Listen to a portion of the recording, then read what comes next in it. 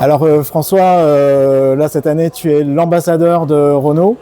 Alors peux-tu nous parler de cette... Mais en fait, c'est une collaboration qui est déjà presque ancienne, parce que j'ai déjà fait deux choses vraiment sympas avec les gens de chez Renault. On avait fait un Monte Carlo historique début des années 2020, où j'étais l'heureux copilote d'Alain Serpaggi dans une R5 Turbo.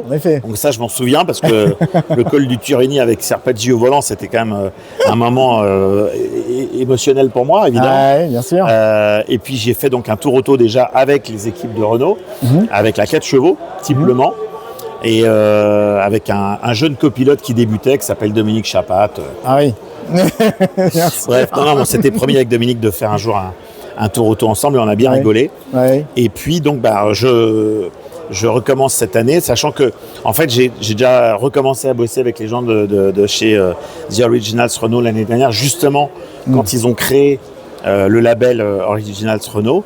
Et puis là ils m'ont demandé cette année, ils m'ont proposé d'être effectivement un peu l'ambassadeur du patrimoine pour tout ce qui s'y passe et ce qui va s'y passer. Bien sûr. Et puis moi je suis très fan, parce que tout le monde le sait, j'adore la voiture au sens large. Mais c'est vrai que j'ai toujours eu une petite sensibilité quand même pour les voitures françaises, et notamment les voitures populaires, parce que je pense que c'est important, que ça incarne.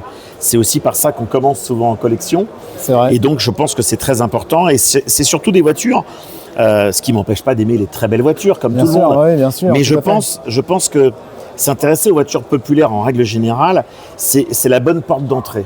C'est-à-dire que si on veut faire rentrer des jeunes dans la collection, il faut les intéresser aux voitures populaires, qui sont des voitures accessibles, qu'elles soient récentes ou pas récentes d'ailleurs, parce que y a des jeunes aujourd'hui qui s'intéressent à des voitures qui sont en fait pas de leur époque. On trouve des jeunes aujourd'hui qui trouvent génial de rouler en voiture d'avant-guerre.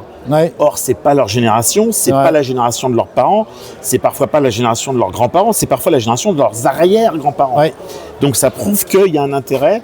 Et puis ce que les jeunes ont compris, c'est que les voitures d'aujourd'hui sont des voitures malheureusement parfois un peu complexes, parce que bourrées d'électronique, et qu'en fait, ces voitures-là, ce qui est génial, c'est qu'elles sont très simples. Donc quand tu as un pépin avec une voiture comme ça, tu as 2-3 sources d'emmerdement. C'est vrai. Là où sur une voiture actuelle, tu as 50 sources d'emmerdement. Donc là, tu sais vite pourquoi tu es en panne et tu répares vite. Et c'est des autos simples.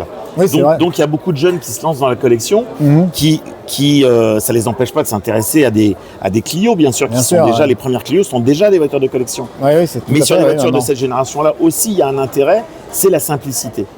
Donc et puis ça intéresse toutes les générations, parce que c'est des voitures qui vont parler aux enfants, aux parents, aux grands-parents, et quand ils sont encore là, aux arrière-grands-parents.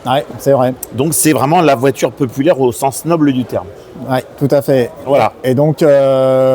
J'essaye de défendre à ma juste petite mesure cet esprit-là. Mais tu as bien raison, et je partage tout à fait ton avis d'ailleurs, parce qu'effectivement, moi-même quand je vais dans les rassemblements automobiles, effectivement, les voitures qui sont souvent mises en avant, finalement, ce sont les voitures populaires. Je vois le public qui se rend, effectivement, les voitures populaires françaises, c'est ce qui attire en premier lieu les personnes qui viennent dans les rassemblements informels, on va dire, que ce soit ici, là, maintenant, en région PACA, puisque j'y suis, mais même avant, quand j'étais en Vendée, c'est la même chose.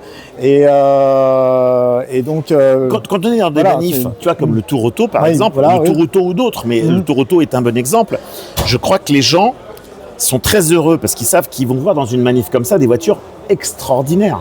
Cette année, a priori, il y a une 250 GTO Ferrari. C'est une voiture ultra rarissime. C'est une des voitures les plus chères du monde. Donc on vient pour ce spectacle qu'est la vision d'une voiture extraordinaire. Absolument, qui roule, qui n'est pas figée dans un musée. Ça, c'est bien. Et à l'inverse, les gens sont aussi très contents de voir des voitures populaires, parce que ça forme un tout. Et voir passer la voiture que leur papy ou leur grand-oncle ou leur cousine avait, c'est super. Ce qui n'est pas du tout contradictoire avec le fait de voir passer un monument de l'automobile que peut être une 250 GTO. C'est un global, en fait. C'est un global, parce que ça fait partie du patrimoine automobile. Absolument. Donc c'est important qu'il y ait, je pense, les deux. Parce qu'il y a une catégorie compétition, il y a une catégorie régularité, et la variété fait aussi l'intérêt de la chose.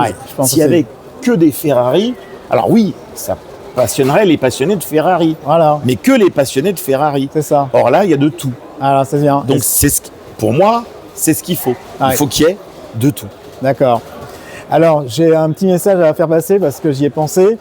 Tu connais Petit Tom? Bien sûr. Alors, on va lui faire un petit coucou. On va lui faire un petit coucou. À Petit Tom. Salut Petit Tom, à très vite. Et voilà, à très vite. Voilà. On s'est fait une petite vidéo avec lui il n'y a pas longtemps. Voilà, donc justement, j'ai eu un petit message dernièrement. Pour le Mans Classique 2027, Petit Tom, on y sera avec toi. On y sera avec toi.